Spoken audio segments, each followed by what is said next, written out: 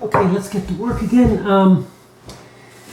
What I'm going to do now is, in this one, as you recall, I did a grisaille underpainting and applied local color on top of it. Here's the local color.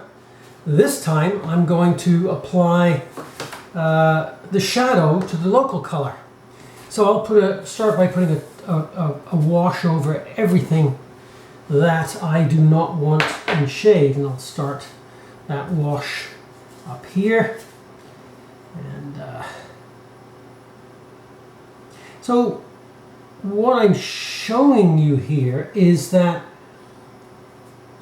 you can paint things just as local color or just as light and shade or anything, and this is the clincher, anything in between. And in a way, this is where the discretion of an artist comes in, and it's also very analog. It's not digital. It's nuanced. You know, there's a huge spectrum between each of these two approaches, and the other couple of approaches as well that I'm showing you. So I mean, you could do a painting in which it's mainly grisaille, but with a little bit of a tip of the hat to local color. You know, you could desaturate your painting accordingly, and you know, so it's a bit of both. It would end up being a bit of both. And there's a whole spectrum in between, and if you once you kind of understand these approaches, you can you'll look at art a little differently. I think so. At least I certainly did. I could see how artists were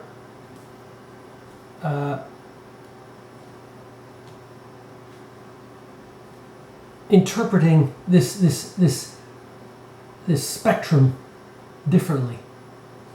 In their own unique way, basically.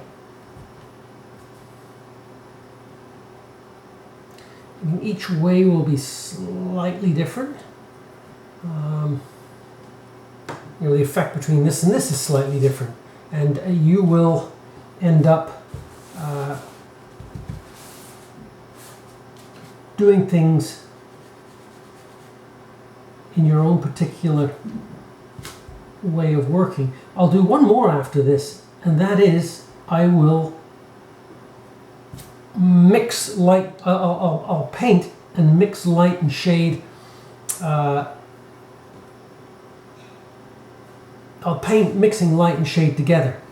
You know, here I'm doing it discreetly, but in the next one I do, I will actually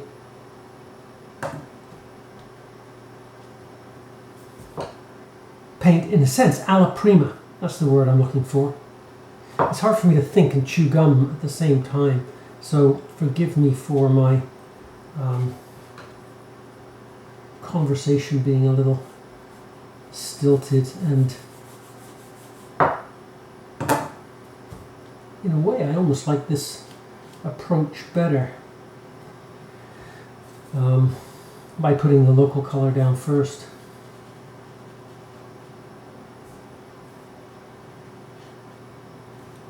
It has a nice floaty feel to it.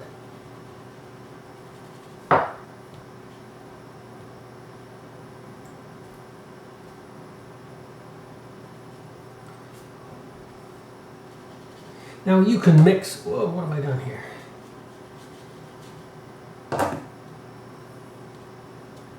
You can mix. I'm mixing what's essentially a grey here, right? By mixing ultramarine and burnt sienna, and But there's other greys you can mix. You could mix 3 colors like a red, yellow, and a blue. Now, not pure necessarily, pure red, pure yellow, pure blue, but rather something like cerulean blue, yellow ochre, and alizarin crimson. And if you mix those 3, not primaries, but grayed down versions of primaries, you can end up getting distinct grays. Essentially, you are mixing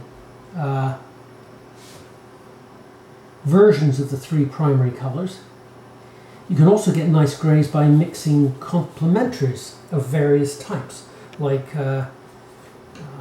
two greens. I often find an alizarin crimson and a cobalt green are good to mix, nice to mix.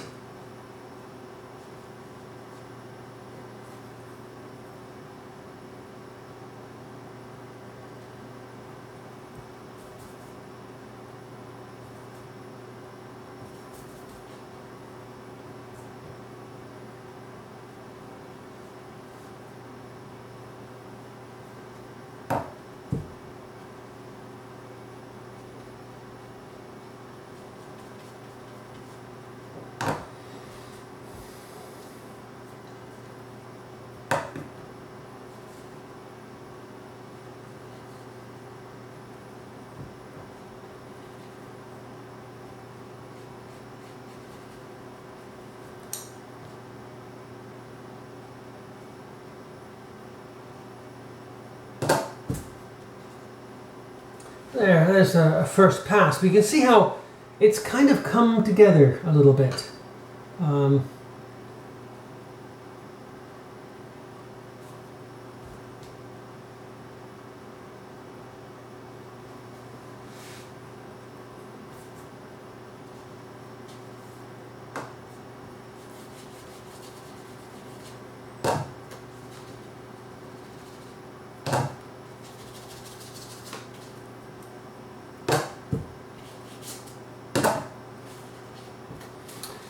Quite done yet. I will quickly just dry this before I work into it some more. Oops,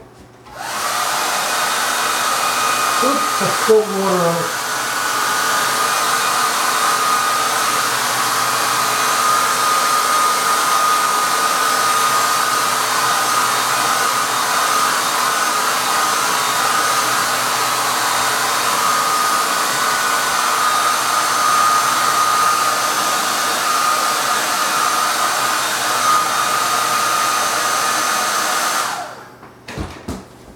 See, I've actually, got these blossomings or bleeds going on here. I spilt water on it.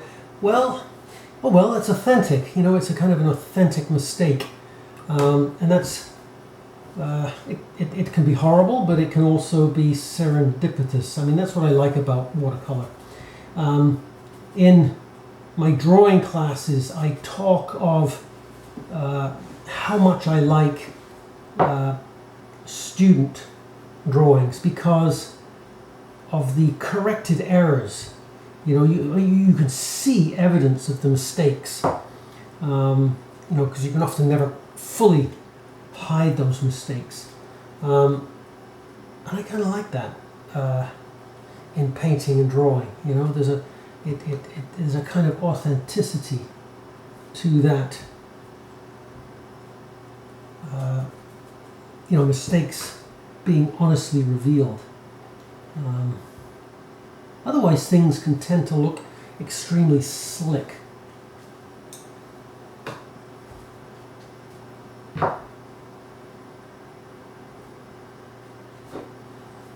Obviously, both paintings are slightly different because they are different paintings.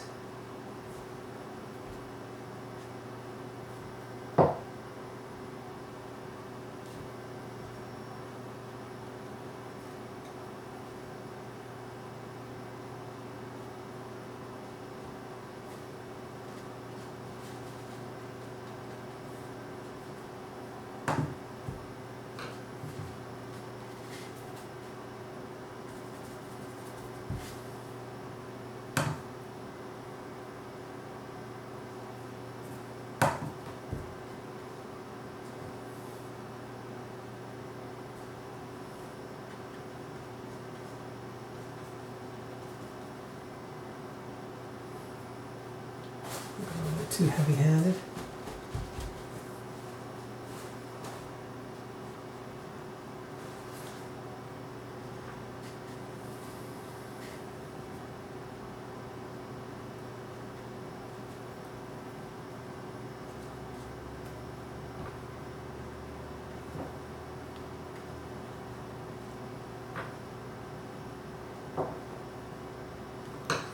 So this, you can see there's a bit of similarity. Now this one I could come back and darken that area. This one seems a little overworked. This one still seems a little fresh and nicer in a way. I can go back to adding a little blue in the cooler blue in the you know, I can do things. I mean, this is not what I would normally do, but I could take that blue and actually glaze over that apple with it. And see how it knocks that apple back a little bit? I don't know whether when you see the JPEG of this, take a look at that one apple. And this is the cool thing about glazing with watercolor, is that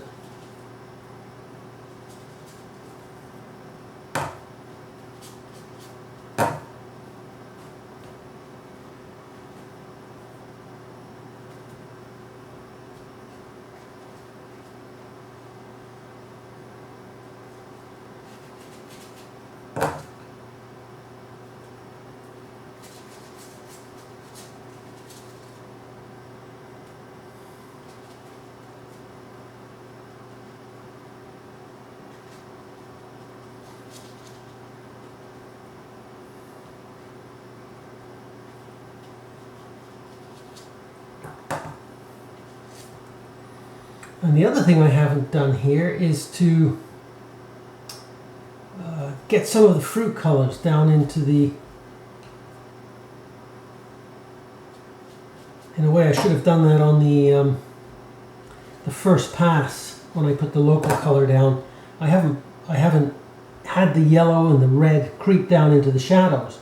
If I had, I could have actually painted that on the...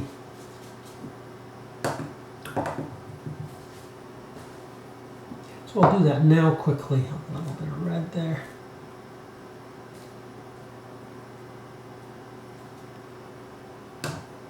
And I'll have it creep down into the shadow, because it's, you know, the light's coming down, hitting the table, bouncing up, and then bouncing back down and re-illuminating. Putting color into the shadow.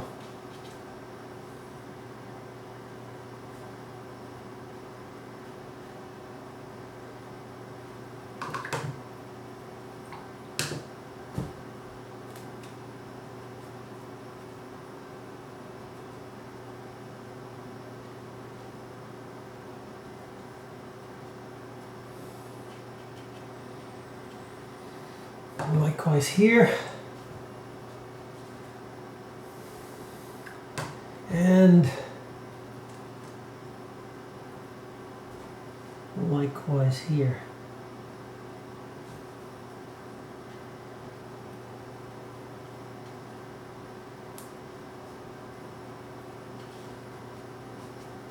So that could be done. A little rough. So the next thing I'll do is just try and paint it all alla prima. Okay.